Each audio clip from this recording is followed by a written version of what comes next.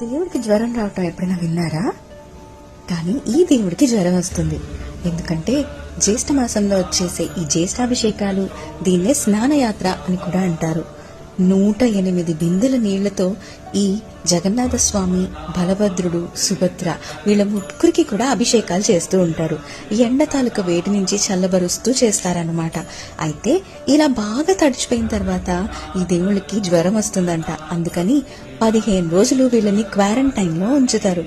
అలాగే మనం డాక్టర్ దగ్గరికి మాత్రమే వెళ్తూ ఉంటాం కదా ఏదైనా బాగలేనప్పుడు. అలాగే వీళ్ళకి కూడా ఒక డాక్టర్ వచ్చి చూసి జగన్నాథ స్వామికి తగ్గింది అని 15 రోజుల తర్వాత చెప్తారంట.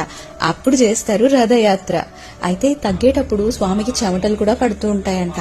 అది కేవలం అక్కడ ఉన్న ఆ పూజారులు, డాక్టర్ మాత్రమే చూడగలుగుతూ ఉంటారంట. ఎంత విచిత్రంగా ఉంది కదా. జై జగన్నాథ్.